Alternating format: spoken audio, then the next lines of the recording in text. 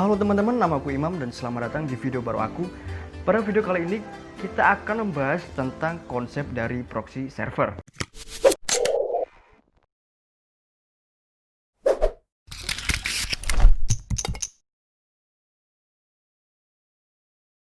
Kalian tahu nggak sih bahwa penggunaan internet saat ini sangat dibutuhkan?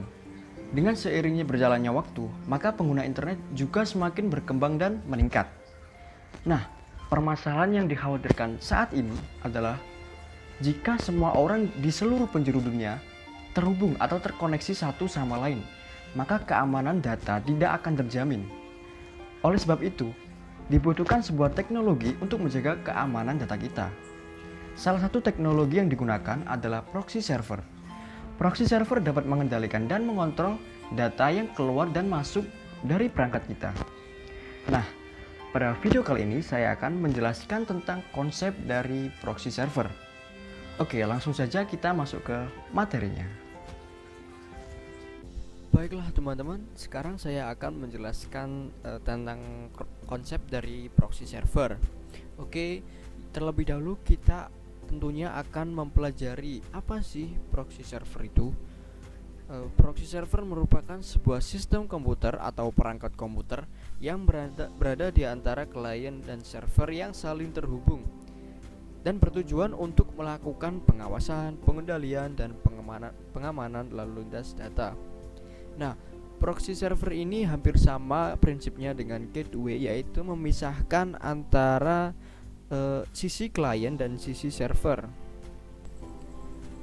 Oke, selanjutnya saya akan menjelaskan mengenai cara kerja dari proxy server. Nah, di sini sudah disediakan gambar. Mari kita perhatikan.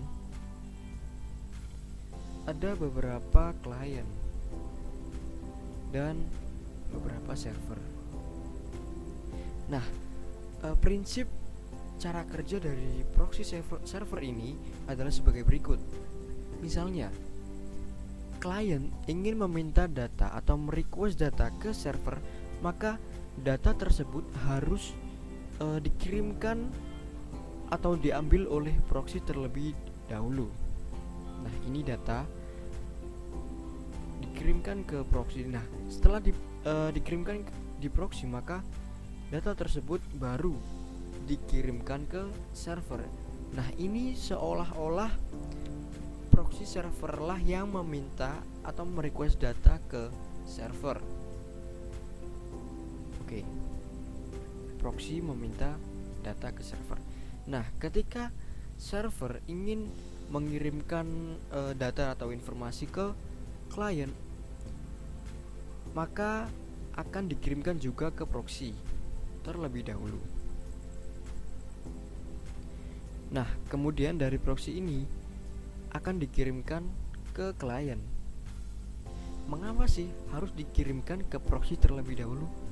Nah, pada slide berikutnya saya akan menjelaskan mengenai fungsi dan manfaat dari proxy server ini. Nah, itulah prinsip cara kerja dari proxy server tersebut. Oke, selanjutnya, nah ini kita akan membahas fungsi dari proxy server. Nah, untuk fungsi dari proxy server yang pertama ada connection sharing, yaitu proxy server bertindak sebagai gateway yang menjadi batas antara jaringan lokal dan jaringan luar. Nah, koneksi dari jaringan lokal akan terhubung ke gateway dan koneksi dari jaringan luar itu juga akan terhubung ke gateway, sehingga koneksi dari jaringan lokal ke internet akan menggunakan sambungan yang dimiliki oleh gateway secara bersama-sama. Nah, yang kedua ada filtering, yaitu digunakan untuk melindungi jaringan lokal terhadap gangguan atau serangan dari jaringan luar. Kemudian juga untuk mengontrol penggunaan internet, sehingga dapat dikonfigurasi untuk menolak situs web tertentu pada waktu-waktu tertentu.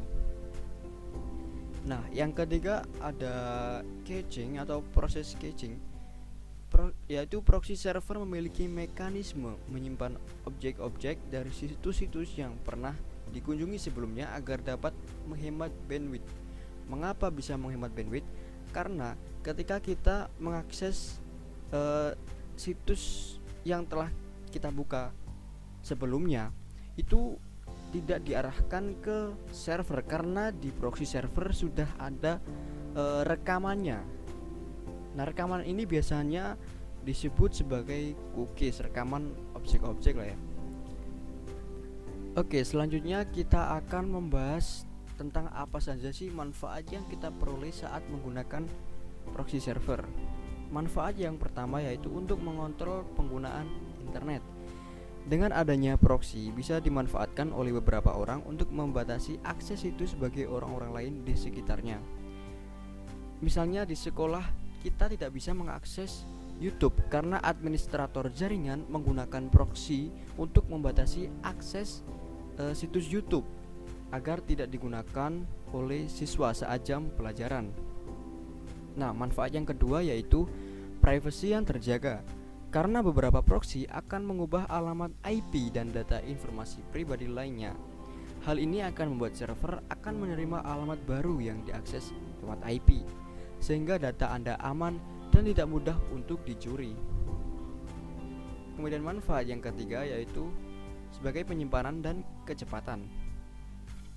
Manfaat lainnya dari proxy ialah proxy bisa melakukan cache, sehingga saat Anda meminta data dari website yang pernah Anda kunjungi sebelumnya, mereka hanya mengambil dari simpanan mereka saja. Hal ini akan membuat akses internet menjadi lebih cepat. Oke, selanjutnya kita akan mempelajari apa aja sih jenis-jenis dari proxy server. Nah, jenis yang pertama ada anonymous proxy atau proxy anonim. Proxy anonim ini adalah jenis proxy yang menyembunyikan informasi mengenai komputer pengguna. Ketika pengguna melakukan request pada sebuah website, maka website itu tidak akan mengetahui alamat IP pribadi si pengguna, tapi hanya mengetahui IP proxy-nya saja. Kemudian jenis yang kedua ada high anonymity proxy. Adalah jenis proxy yang tidak mengidentifikasikan dirinya sebagai proxy server dan tidak menyediakan alamat IP original. Kemudian jenis yang ketiga ada transparent proxy, yaitu proxy yang melanjutkan permintaan pengguna ke sumber yang diinginkan tanpa memberikan informasi data diri komputer si pengguna. Pada umumnya proxy transparent proxy ini banyak dipakai pada komputer di perkantoran. Jenis yang keempat ada reverse proxy. Adalah jenis proxy yang digunakan untuk mencegah klien terhubung dengan data sensitif. Sehingga saat caching pada proxy jenis ini diaktifkan, maka traffic jaringan akan menurun. Nah, yang terakhir saya ingin menjelaskan sedikit tentang Squid. Apa sih Squid itu? Squid adalah sebuah program atau aplikasi gratis dengan lisensi GPL yang dirancang untuk menjalankan fungsi sebagai web proxy dan web caching. Squid juga bisa melakukan DNS caching. Pada intinya, Squid adalah sebuah program atau aplikasi yang digunakan untuk menjalankan layanan proxy server. Nah, sampai di sini materi yang bisa saya sampaikan di konsep proxy server ini. Dengan kesimpulan sebagai berikut. Yang pertama, proxy dapat mengontrol aktivitas yang dilakukan oleh user dalam satu jaringan. Misalnya, memblokir situs website yang berpotensi mengganggu kinerja karyawan di suatu perusahaan. Yang kedua, terdapat banyak manfaat dari proxy yaitu mengontrol penggunaan internet, privasi yang terjaga, serta penyimpanan dan kecepatan. Yang ketiga, Anda bisa memanfaatkan proxy di sekolah, di kantor, bahkan di rumah untuk memonitor keluarga Anda. Baiklah teman-teman, itu tadi penjelasan mengenai konsep proxy server. Semoga video ini dapat bermanfaat bagi kalian dalam belajar atau mempelajari proxy server. Jangan lupa like jika kalian suka video ini, jangan lupa komen, dan jangan lupa subscribe. Oke, sampai jumpa di video selanjutnya.